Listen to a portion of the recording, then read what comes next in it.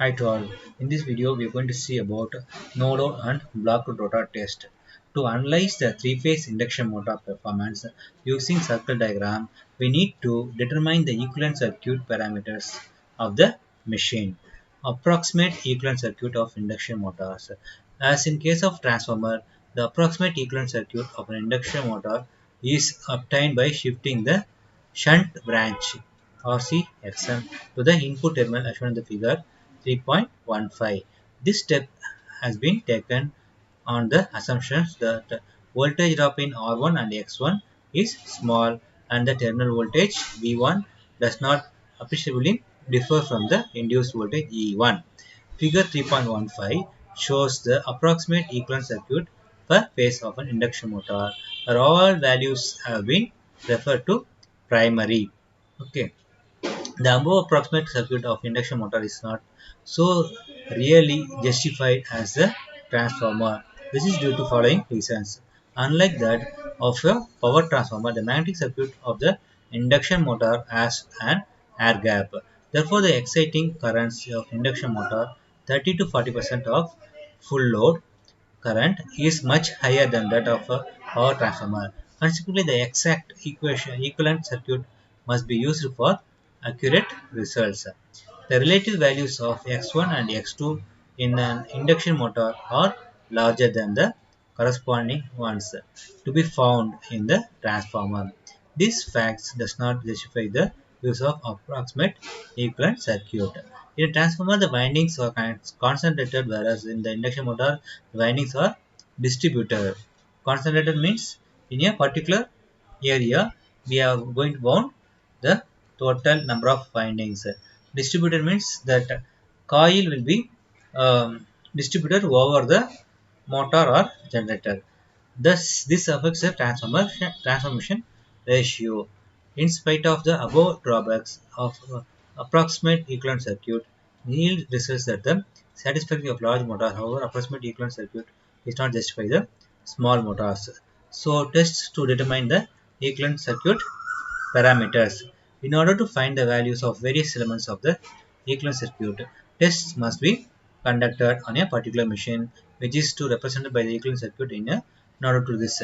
We note the following. When the machine is running on no load, this is called no load test. There is very little torque is developed by it. In an ideal case where there is no mechanical losses, because we are not connecting any load to the three-phase induction machine. There is no mechanical power developed at no load. Recalling the explanations in the sections on torque production, the flow of current in the rotor is indicative of the torque that is produced.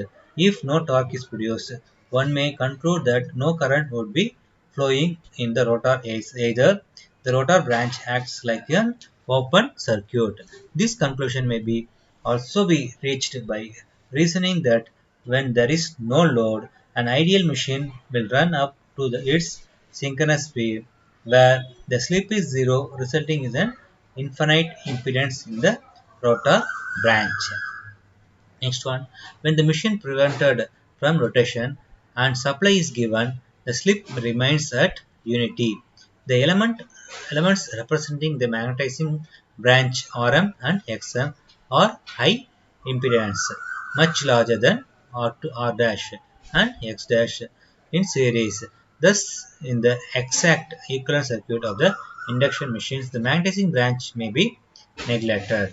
From these considerations, we may reduce the induction machine equivalent circuit of figure 1.3, 3.13 and 3.15. So this figure shows 3.16. See here, no load circuit, equivalent circuit, and this one is the blocked rotor circuit, equivalent circuit. Okay. Okay. These two observations are to reduce the equivalent circuit are used as the basis for the two most commonly used tests to find out the equivalent circuit parameters. The blocked rotor test and no load test. They are also referred as the short circuit test and open circuit test respectively in conceptual analog of the transformer. Okay. So no load test just like open circuit test in transformer. The behavior of the machine may be judged from the equivalent circuit 3.16a is the no load circuit equivalent circuit. Okay. Um, the current drawn by the machine causes a stator impedance drop and the balance voltage is applied across the magnetizing branch. Okay. However, since the magnetizing branch impedance is large, the current drawn is small and hence the stator impedance drop is small compared to the applied voltage. This drop and the power dissipated in the stator resistance are therefore regulated and the total power drawn is assumed to be consumed entirely as core loss. This can be seen from an approximate equivalent circuit, the use of the which justify the foregoing argument. This test therefore enables us to compute the resistance and inductance of the magnetizing branch in the following manner.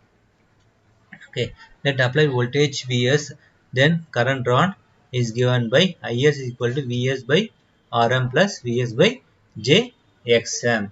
The power drawn is given by P is equal to V square by Rm, that gives Rm is equal to V square by P.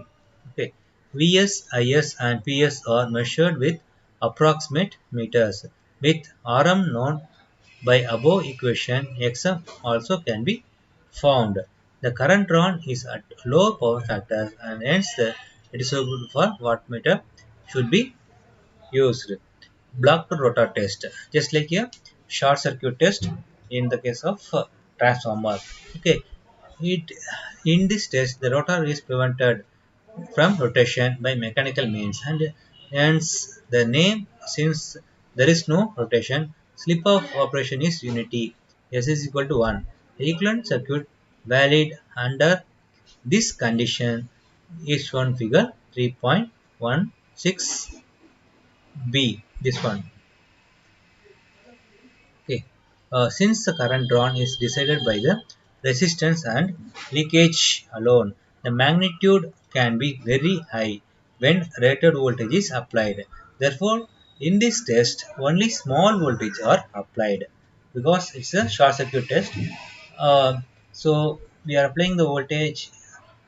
If voltage will be more, then the current short circuit current value will be very high. That's why we should not apply more voltage. A small value of voltage only applied, just enough to cause rated current to flow. Okay, while the current magnitude depends on the resistance and the reactance, the power drawn depends on the resistance. The parameters may be determined as follows: the source current and power drawn may be written as I is equal to Vs by Rs plus R2 dash plus J Xa plus X dash R. P is equal to I square divided by R1 plus I square R. Rs plus R R dash. Okay. In the test, Vs, Is and Ps are measured with appropriate meters. Our equations enables us to compute Rs plus R dash R. Once this is known, Xs plus X dash R may be computed from the above equation. Note that this test only enables to determine the series combination of series resistance and the reactance only, and not for the individual values. Generally, the individual values are assumed to be equal, like Rs is equal to R dash R and Xs is equal to X dash R. Okay, suffice for the most purpose. In practice, there are differences if more accurate estimates are required. Okay, these two tests are determined equivalent circuit parameters of stator referred, since that is the rotor resistance and leakage reactance are not the actual values but what they appear to be when looked at from the stator. This is sufficient for the most purposes. Interconnections to the external world are generally done at the stator terminal. Thank you.